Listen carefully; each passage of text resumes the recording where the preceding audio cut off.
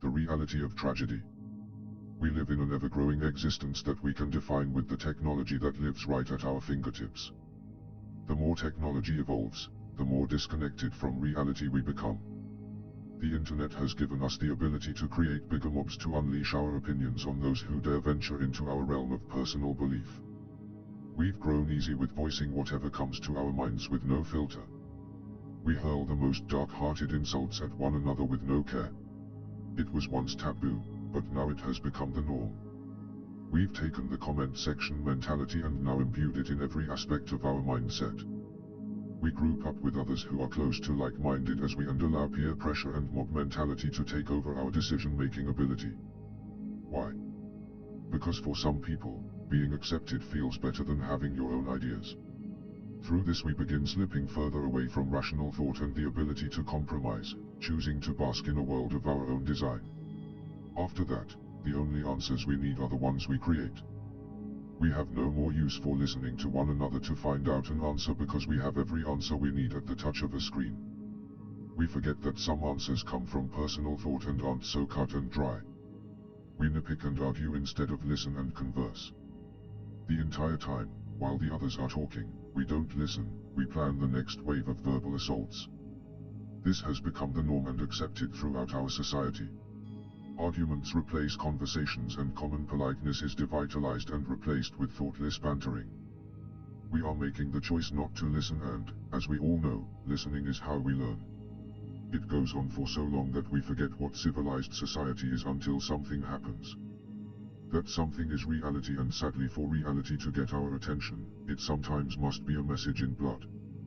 We've become so desensitized by information that reality itself becomes this abstract concept that can be altered at will, and the only real means of realness is tragedy. Tragedy has a funny way of bringing back reality in high definition. Tragedy forces us to examine our own mortality as we ascertain a more conscious view of reality when tragedy occurs.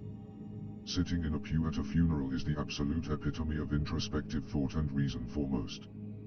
We're catapulted outside of our bubble and finally see the world for what it is and not this magical place where we're never wrong. We find out that more than not, we tend to be wrong quite often. We never see this in our bubble because we live around like-minded people who tell you you're right, which in turn makes them right. Mutual mental masturbation at its finest. Tragedy is one of the greatest teachers we'll ever have, yet after every great tragedy that befalls us, we adapt and become numb to it. When some jarring tragedy occurs that we're not expecting, it's this horrible inhumane thing that we discuss on every medium we consume. These atrocities become nothing more than fodder for news outlets and political agendas, losing its sharp edge of significance. This is just one of many examples of things we've become numb to. Until it happens to us personally. When it stops being some random topic of conversation and actually affects you, that's the reality of tragedy. That personal pain creates a sense of awareness that helps us see the truth whether we like it or not. We can also become numb to that tragedy, but this could be our brain's natural response to dull that particular trauma so it doesn't consume us, giving us a way to create a doorway back into our bubbles and away from the haunting realness of real life, because that realness has become too much for our brain and our senses. We tend to not accept full facts anymore because we don't have to. We can valiantly accept our version of the actual fact and move on, not accepting the entirety of the real truth. There was a time where some great truth teacher would show us the truth of the fact, but we now shun them.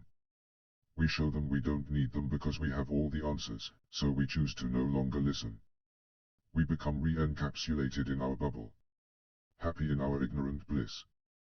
We do everything we can to stay there because it's easier, plus there's no tragedy in our bubble and that's by design. We all strive to enjoy our bubbles and to some degrees, we should. We just shouldn't let that bubble consume who we really are. Are we living in the bubble or trying to become the bubble? Either way, we cannot constantly live in that bubble because reality always finds a way back in. For those who stay in their bubble, it becomes harder for them to accept reality, or they choose to scoff at it, but they are just doing themselves a disservice. When tragedy strikes, and it will, it becomes harder to accept. Reality rips them out of their state of blind euphoria with no chance to brace for reality shattering their very existence. Those are the people who are distraught the most. Enjoy your bubble, but enjoy it like you would a vacation. Don't make your bubble your reality. When you do, the only true bridge to true reality will always be the cataclysmic explosion of tragedy.